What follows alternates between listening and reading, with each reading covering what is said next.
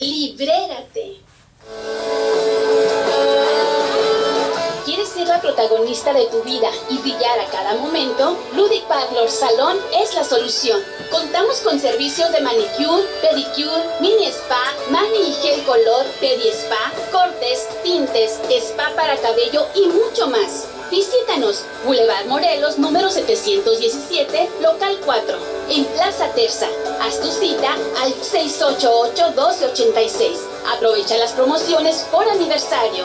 Ludic Parlor Salón, siempre a la vanguardia.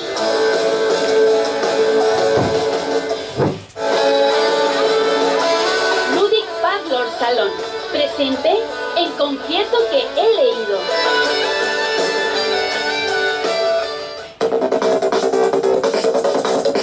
Charlando con los escritores.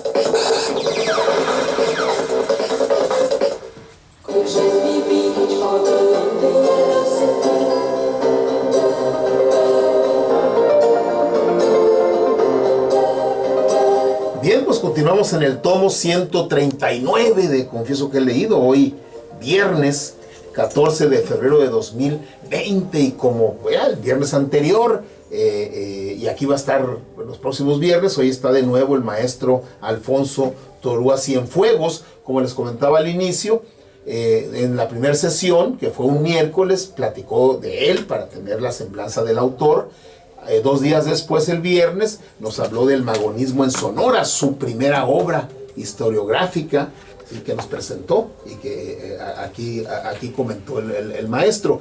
Y el viernes pasado nos presentó su más reciente, su casi más reciente, Sonora en Regeneración, Periodismo de Combate, la primera parte, y me está informando que ya acaba de salir la segunda parte, si es que ya próximamente habrá de comentarlo. Y ahora nos trae Cananea Roja, que viene siendo su antepenúltima obra, ¿sí?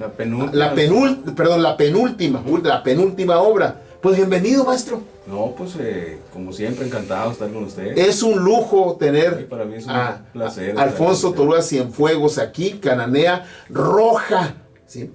Cananea Roja es una compilación de la nota roja extraída del periódico El Intruso, que abarca la tercera década del siglo XX. Estamos hablando de los años 20 del siglo XX, más o menos, ¿no? Sí. En ella nos enteramos de los crímenes pasionales más escalofriantes, de los robos más audaces, de la actividad delictiva de los chinos, de asesinatos entre soldados, de la vida y los crímenes en los burdeles, de los accidentes más trágicos, de los suicidios más tristes y absurdos, y de los incendios más devastadores, entre otras cosas relacionadas con la criminalidad en Cananea en los años que van de 1921 a 1931.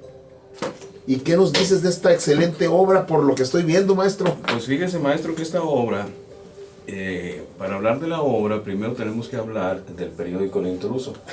Vaya nombre. ¿Verdad? El periódico El Intruso. Muy ad hoc. Sí, porque el director del periódico decía que él no era periodista, más sí un intruso, ¿verdad? Entonces por eso le puse El Intruso. Pero no se llama así el periódico, sí. Así se llamaba el periódico. Pero él decía que le había puesto por eso, ¿verdad? Por porque eso. él era intruso, no periodista. Porque hay que saber, fíjese que don Santiago Rivas, que fue el fundador del periódico, nació en Tepic, Nayarit, y desde muy niño emigró a Sonora, primero en Guaymas, trabajando en una tienda ahí de abarrotes. Después trabajó como soldador, y después un tiempo en el ferrocarril, y después, le estoy hablando a principios del siglo XX, ¿no?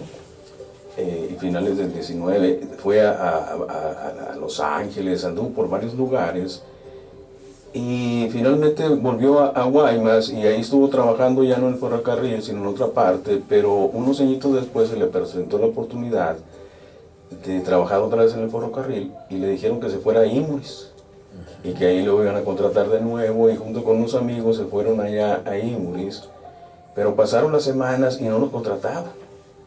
Entonces era el año de 1901. Ellos escucharon que se estaba abriendo Cananea, la mina de Cananea, que allá había trabajo, y que para qué estar esperando, pues, Pues ¿no? está un brinquito ahí. Pues fíjese que duraron Ese 4 brinquito. días. ¿Qué son? ¿Como 80 kilómetros? 70. 4 días, y en aquel tiempo pues no había caminos, ¿no?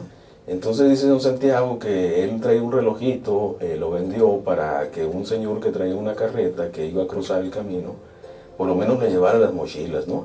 Porque el señor dijo, ok, yo los llevo, pero las puras mochilas, ¿no? Entonces dice que duraron a pie, se duraron como 4 o 5 días para cruzar la sierra, que era terrible cruzar la sierra, y llegan un día nevado, Cananea. Para variar. ¿Verdad? Llegan en enero y van a medida que va una hilera de gente entrando, otra saliendo. Y dice don Santiago que cuando entró le dijo uno, ¿a qué van a este pueblo? Hace un frío endemoniado. Y le dice don Santiago, bueno, hay gente ahí arriba. Sí, bueno, así como aguantaron ellos, vamos a aguantar nosotros. Y resulta que en ese tiempo Cananea no tenía casas. Apenas estaba formando Cananea. Un caserío ahí. Eran chozas, ¿no? De láminas, de lo que sea. Entonces él se fue a vivir al monte, junto con sus amigos se fue a vivir al monte, y dice que para quitarse el frío hacían, como había mucha leña, hacían una rueda grande de un círculo de leña, le prendían fuego y ahí dormían en el medio. ¿En medio? En medio de la fogata, y siempre con alguien vigilando, nomás que no se vaya una chispa a volar, algo así, ¿no? Así duró un tiempo don Santiago, y dice que al otro día ya tenía trabajo en la compañía. ¿Verdad? Y comenzó a trabajar en la compañía de don Santiago en diferentes departamentos ahí, pero al terminar la Primera Guerra Mundial hubo una gran crisis mundial, los precios del cobre bajaron muchísimo y fueron despedidos miles de trabajadores de Cananea, entre ellos don Santiago. Muchos se fueron de ahí, Santiago pues permaneció, ¿no? Decidió rifársela y abre este periódico. En 1921 abre el periódico El Intruso, y no va a dejar de publicarlo hasta 1969. Ok. O sea, casi, ¿qué? ¿50 años? Hace más de 50 años, Más de ¿no? 50 años. ¿Cómo lo imprimían? Antes de que te voy a cortar un poquito. Él tenía una imprenta, la imprenta Cananea.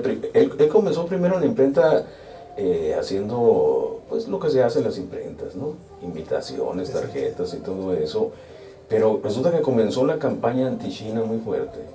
Y ellos en esa imprenta comenzaron a hacer volantes anti-chinos, hasta que se convirtió en El Intruso, esos volantes, ¿no? Ah, ok. Había una comunidad china entonces ahí. Había una comunidad muy importante china. En este libro traemos un capítulo de chinos, ¿no?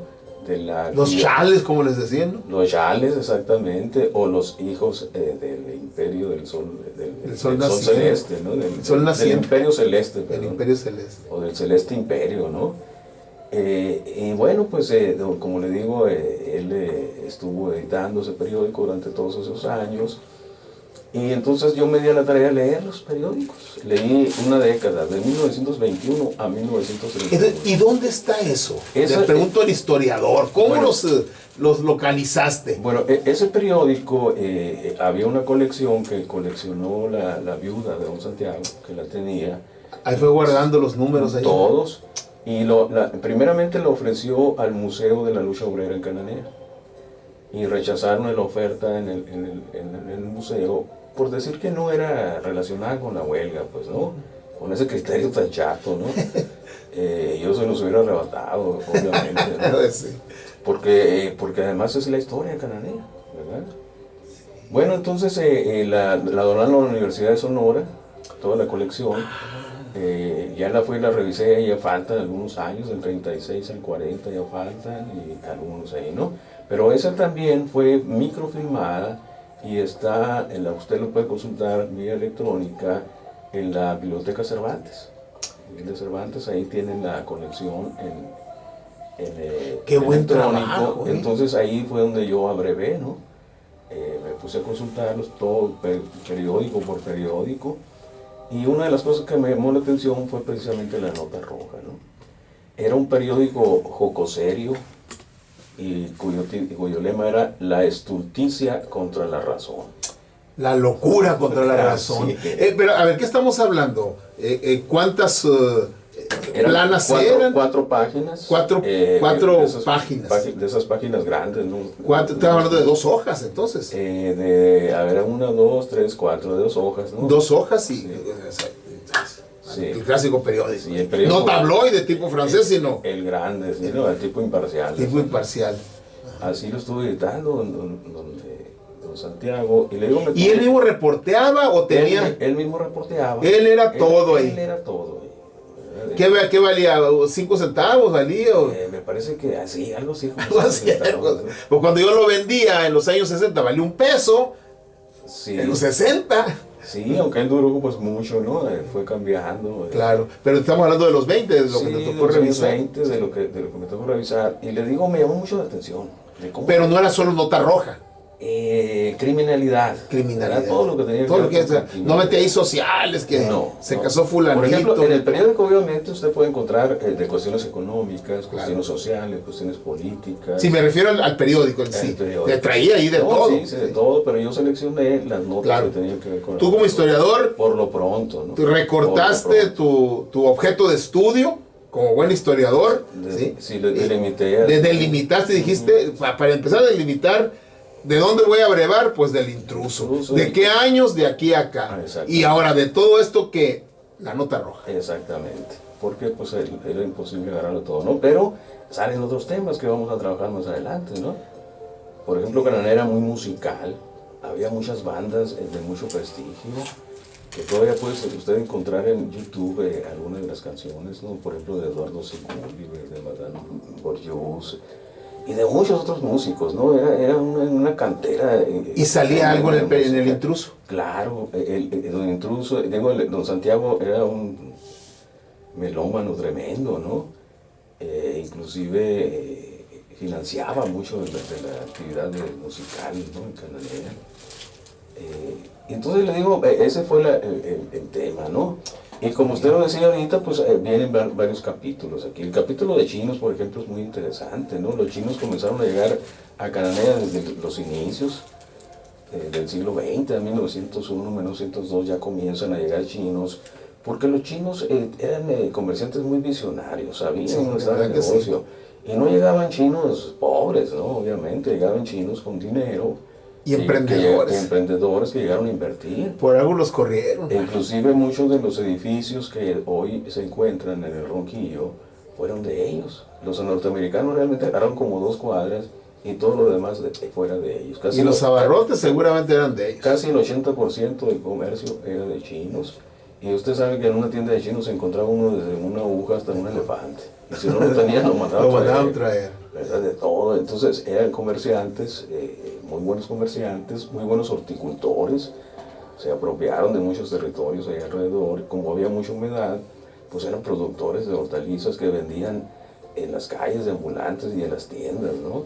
También se dedicaron mucho a las lavanderías. Sí, clásicas, las clásicas y obviamente a los comedores, ¿no?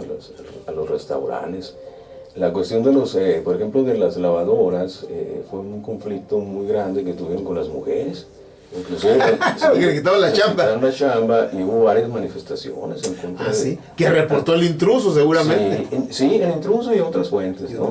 Pero el intruso con más razón, porque el intruso era un periódico antichino, 100%, e inclusive en la primera página había un permanente que le llaman, ¿no? Que sale todos los días, donde se pedía la expulsión de los chinos por las enfermedades, por etcétera, etcétera. Toda una campaña xenofóbica muy fuerte contra los chinos. Pero hay que decir también que los chinos no eran una perita en almíbar, ¿no? También tenían sus bemoles, les gustaba mucho el juego, eran muy pendencieros, les gustaba mucho fumar opio, y sobre todo, que usted sabe que en 1912 se acabó la monarquía, el imperio chino, ¿verdad? Y surge la república con Chiang Kai-shek. Cuando los chinos llegaron aquí ya traían una logia, la Che Kung Tong, que era una logia que trajeron a San Francisco, América, y luego se la trajeron para acá, para Sonora, ¿verdad? Que era una sociedad mutualista, se ayudaban entre ellos, pero era monárquica, ¿no? Con esa visión. Porque se había formado allá en la época monárquica, la trajeron para acá, pero cuando se divide entre republicanos y monárquicos, aquí también surge el Kuomintang. Entonces había un Francisco L. Yuen, un chino que era muy amigo de Obregón y de Calles, que vivía en Guaymas, pero que tenía intereses en Cananea, fue precisamente el presidente del Kuomintang aquí. Entonces la guerra que se desarrollaba allá en China, ellos la reproducían aquí en Sonora.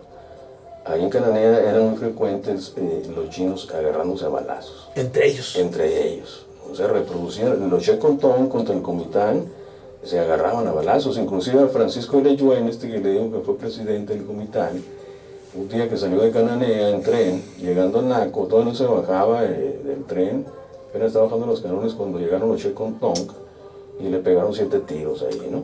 Y obviamente el escandalazo que debe haber hecho el intruso. Sí, el intruso. Ya ven, ¿por qué les digo que son así los chinos? Pues claro, ¿verdad? Y eso resultó que en 1924, antes de salir Álvaro Obregón, hiciera la primera deportación de chinos. A estos chinos que andaban en las mafias, que así les decían las mafias, los deportaron. Cerca de 300 chinos fue la primera deportación, ¿no? Entonces vienen algunas cosas aquí muy curiosas de los chinos, ¿no? Porque era la manera de escribir de don Santiago era muy jocosa, y todo, y cada uno de las notas periodísticas es casi como un relato, como Es un cuento, como con una mucho. leyenda. Oye, Alfonso, más o menos Muy bueno para escribir, pero y saben que fue 3 meses nomás en la escuela él, en toda su vida. Suficiente con eso. En toda su vida nada más 3 meses fue eso. Un poco para contextualizar lo que nos estás platicando. ¿Tienes el dato de qué población tenía en esos momentos Cananea? Cananea en ese tiempo tenía cerca de 25,000 habitantes. 25, una población muy respetable, bastante muy respetable para los estándares de la época. Sí, y de esos, por ejemplo, en 1910 tenía 17,000 habitantes. entonces ya se que ya era una incrementó. ciudad muy importante, casi a la par que Hermosillo, ¿no? Sí, 25,000 de la época que estamos hablando. ¿Y chinos? Chinos, había cerca de 2,000 chinos, Bueno, pero casi el 10%. parecía que eran 5,000. Oye, y diría uno muy racista, ¿no? Y todos iguales. Y todos igualitos. No, y luego los chinos, por ejemplo, en sus comercios ponían los anuncios en chino y en inglés, ¿verdad? Y la gente posiblemente se enojaba y decía, bueno, ¿y por qué nada más en inglés y en chino? Mexicano muy pobre. No es mi target, no es mi... Oye, fíjate, 2,000 de 25,000. Estamos hablando de un 8%. Sí. Bueno, nada más para contextualizar. Ajá. Estados Unidos anda ahorita en 300 millones, más o menos. De esos se consideran más o menos unos 40 millones de hispanos. Entre todos. Es la proporción, más o menos. Más o menos. ¿Sí? O sea, 11%, 12%. O sea, y más en una población, en un territorio pequeño, pues me imagino que Claro, se notaba, ¿no? Y sobre todo por la actividad que tenían. Y luego lo que eran superaba emprender. todo el mundo. Yo creo que económicamente eran fuertes, ¿no? Inclusive en 1921, me parece, hubo una ley que prohibía el casamiento entre mexicanas y chinos, con la condena de 500 pesos de multa y la expulsión de Cananea o de donde se encontraran, ¿no? Inclusive los reincidentes podían ir a la cárcel. Y luego más adelantito salió una ley que quería confinar a los chinos en barrios, donde quiera que hubiera población china, hacer los barrios chinos, ¿no? Los Chinatown, ¿no? Los guetos. Y por ejemplo en Cananea se destinó un terreno para ellos y todo, pero los chinos tenían mucho dinero y extorsionaban a las autoridades, ¿verdad? Nunca pudieron ni evitar ninguna de las dos cosas, porque extorsionaban mucho a las autoridades, ¿no? Y bueno, pues es un capítulo que dedicamos allá a los chinos, ¿no? Hay muchos actos delictivos también que cometían los chinos, obviamente, ¿no? ¿Tienes más o menos una idea de qué tipo de delito era el que predominaba? Pues fíjese que hay muchos. Por ejemplo, había mucho feminicidio, había mucho homicidio, ¿verdad? Por ejemplo, los soldados eran muy dados a agarrar. Hubo un día, por ejemplo, que del Roquillo hacia arriba estaba el cuartel, ¿verdad? Pero había varias, ¿no? Había varios zonas. destacamentos. Y resulta que en un día, por ejemplo, 3 soldados se mataron entre ellos, en un solo día, en diferentes partes de ellos, y por diferentes razones. Entonces, homicidios. Y por ejemplo, los soldados en ese tiempo, se acaba de terminar la revolución. Todo el mundo andaba armado y levantado, todavía no estaba muy calmado el asunto, ¿no? Entonces todo el mundo armado. Y eso pues provocaba un montón de asesinatos ahí.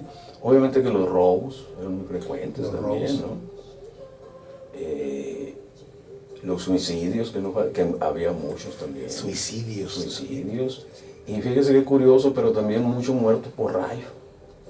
Por rayo. En Cananea es una zona donde en la época de tormentas eléctricas, pero pega los rayos y se sienten, o sea, hasta los vidrios.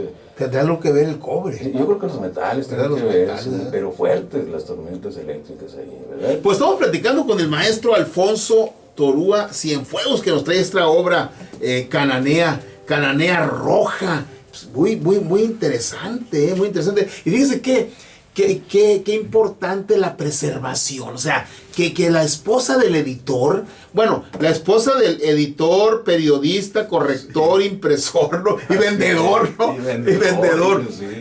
Vendedor del periódico y vendedor de publicidad. Los haya conservado, ¿sí? Y pretendió entregarlos allá, no se los aceptaron, pero la Universidad de Sonora sí. Y luego los microfilmó. Entonces, y hay un investigador acucioso muy interesado que va y dice, a ver, vamos a ver qué encontramos, ¿sí? ¿Qué otra cosa pudiera relevar, Alfonso, de esta obra? También, por ejemplo, en este trabajo, maestro, vienen los incendios que se provocaban en Cananea. Cananea era una ciudad hecha de madera tipo gringo.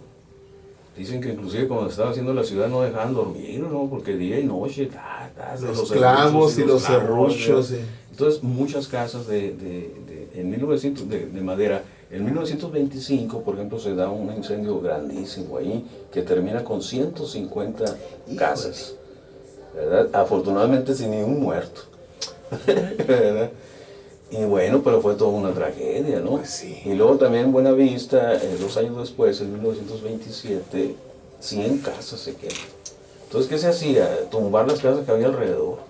Para que no se propagara el fuego. Para que no se propagara, pero y luego pues no eran eficientes, aunque había un cuerpo de bomberos, ¿no? De la compañía, pues imagínense, no se daba la más, madera, ¿no?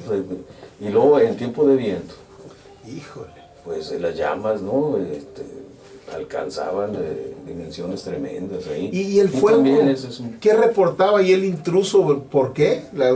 Bueno, a ver, usted dígame, ¿a quién le echaban la culpa? A los chinos, obviamente. Pues sí, ¿no? En casa de mi chino. Aunque después ya se hicieron pesquisas y todo, los chinos se defendieron, inclusive tenían esa asociación, se defendieron inclusive en contra de las notas de don Santiago, ¿no? ¿Ah, sí? Sí, claro. En ese tiempo no había ombudsman del lector ni cosas por el estilo. Ni las sagradas, ¿cómo se dice? Redes, ¿no? Ni las benditas redes. Ni las benditas redes. Y bueno, pues cosas así vemos aquí, ¿verdad? Los accidentes, hubo un accidente ferroviario también en una vía a Puertecitos en 1923, terrible también, ¿no? Que nos narramos aquí con lujo de detalles, ¿no? Obviamente drogas y drogadictos, ¿no? ¿Droga? ¿Qué será? Marihuana principalmente, y amapola los chinos, ¿no? Y alguno que otro gringo también con morfina, ¿no? También lo sabía. Las tragedias pasionales que nunca faltan. Inclusive, fíjese, metimos aquí, maestro, un capítulo de perros. Porque el perro... Había mucho mataperro, ¿qué? Porque hay que saber que el perro a veces se constituye también en fuente de nota roja. Por ejemplo, Green, en la casa Green había unos perros terribles ahí que usaban de fino. Y hacían de las suyas. Y estuvieron en 2 ocasiones a punto de devorar a una niña, ¿no? Y otros perros bravos, o muchas veces perros que se hacían víctimas. Por ejemplo, un perro que le ayudaba a un señor pues con el ganado y todo eso, y unos tipos ahí pasaron. Cuatreros. Y lo agarraron al tiro al blanco al pobre perro. Órale. Y mataron al capitán, ¿no? Tanta falta que le hacía a su dueño. Y así, ¿verdad? Y le digo, tiene una manera muy jocosa, muy divertida de relatarles. A ver, aquí, así, ajá. Sí, cualquiera que... Entonces, aquí al azar, mira, por ejemplo, dice, femmes fatales. Bueno, las féminas fatales, las mujeres fatales, ¿no? Casi se puede decir que estas santas hembras, todas se separan de la vida en forma trágica, ¿no? La fatídica muerte de la Pata. Uy, ese está precioso. Pues este fue al azar, tomé aquí. Sí. La Pata era un personaje que habitaba en la zona de tolerancia de Cananea en los años 20 del siglo pasado y que cobró fama en el mineral por su belleza, por su conducta y por provocar grandes escándalos, ya que a pesar de que las mujeres que habitaban la zona, llamada en aquellos tiempos el Tapirito, tenían prohibido salir de ella. La Pata desobedecía la norma y se iba a los bares a darle bola a la hilacha. Ese es texto del intruso. Ese es mío. Es tuyo, es comentario tuyo. Sí. ¿Sí? Te estás agarrando el estilo del intruso, ¿no? Se iba a los barrios a darle bola a la hilacha, metiéndose en pleitos y francachelas, por lo que más de una vez fue internada en la histórica cárcel del Mineral. Yo personalmente adoro a la Pata, es cita tuya. Sí, yo, ¿no? Se me hace una extraordinaria figura que encontró la muerte trágicamente en manos de un enamorado celoso que no estaba a su altura. He aquí la narración de su triste final, y esto es del intruso. Sí, ahí comienza el Ahí va el intruso. Sí. El domingo 27 de enero de 1922, a eso de las 11 de la mañana, oye, empieza bien, ¿eh? Sí, o sea, sí. Tiempo, lugar, circunstancia. Así ¿sí? es. Ya en un ratito nos dijo que era domingo, que era en enero con su frío y que era en la mañana. Así es. La autoridad tuvo conocimiento de que una de las casas de la zona de tolerancia se hallaban muertos José Ángel Mendoza y María Sánchez, a quien apodaban La Pata. Mendoza llevaba relaciones ilícitas con La Pata y ya se tenían informes de que su relación era conflictiva, dado que ella había denunciado días antes que Mendoza había tratado de asesinarla. Pues los feminicidios que nos dices, ¿no? Sí. No se conoce el móvil a que haya dado lugar al delito, pero por el estado en que se encontraron los cadáveres y la localización de las heridas que presentan ambos, se viene el esclarecimiento de que primero se dio muerte a La Pata, introduciéndole una filosa daga en la parte posterior del cuerpo, como en la octava o novena vértebra dorsal, rotándole el hueso. Qué detallado. Ah, sí. Hijo de hasta el parte. Rotándole el hueso e interesándole la arteria principal. Él mostraba una herida de pistola, presentando dos orificios, uno de entrada en la oreja derecha y otro de salida en la sien del lado izquierdo, produciéndole la muerte instantánea. La Pata se encontraba bañada completamente en sangre, el cuerpo y la cara, y él presentaba una leve herida en el dedo pulgar de la mano izquierda. Fíjese nomás qué tragedia, ¿no? La Pata, cómo fue terminar, hombre. Y luego las notas cortas locales. Adela Flores fue internada en la cárcel por atentados contra la propiedad de Aurelio Moreno. A Rosario Esquer se le detuvo por ebriedad y escándalo. ¿Rosario será varón o será mujer? No, mujer. Mujer. Sí, Bueno, por faltas a la moral se detuvo a Graciela Navarro y se citó a la dueña del establecimiento. María Alcántar e Isabel López fueron reducidas a prisión por provocar riña en sus colegas asiladas en otro establecimiento. Sí. Y luego viene la cita, el intruso número 1795, sí, del viernes 8 de julio de 1927. Sí, esta cuestión de las féminas fatales es muy interesante porque ellas, por ejemplo, esta casa que está aquí, ajá, que es la Casa de Piedra, era un burdel que estaba fuera de la zona de tolerancia y que lo regenteaba una señora que se llamaba Rosario, la Chayo, le decían. Y un día llegó la Chayo, una gritona al Palacio Municipal, ¿dónde está el presidente municipal? Quiero verlo, enojadísima, ¿no? Y todo el mundo, estaba el secretario, no estaba el presidente, y dice, ¿qué le puedo servir, señora? No quiero ver al presidente. Y en eso que va llegando Taylor, un señor muy parsimonioso. ¿Qué pasó? ¿Qué quiere, señora? Pues, ¿qué voy a querer tú subiéndole los impuestos con la crisis que hay? ¡Qué bárbaro! Un escándalo. No se preocupe, lo vamos a ver en la sesión del Cabildo, hombre. Resulta que la Chayo era la regente de ese congal, donde iba el presidente municipal, donde iba el secretario, donde iban todos los funcionarios, de tal manera que los tenía agarrados, ¿no? Imagínese usted todo lo que escuchaba, ¿no? Al punto briago de los funcionarios, pues todo lo que no sabría la Chayo, ¿no? Y eso le permitía llegar a gritar. O la leona y la leoncita. Con toda la autoridad moral. O por ejemplo había otra que se llama la leona y la leoncita, mamá e hija, que regenteaban varias cantinas en la Cananea Vieja, ¿verdad? Vendían marihuana, vendían alcohol adulterado, y eran unos escándalos terribles en sus casas, ¿no? La leona y la leoncita. Pues interesantísimo, maestro, interesantísimo.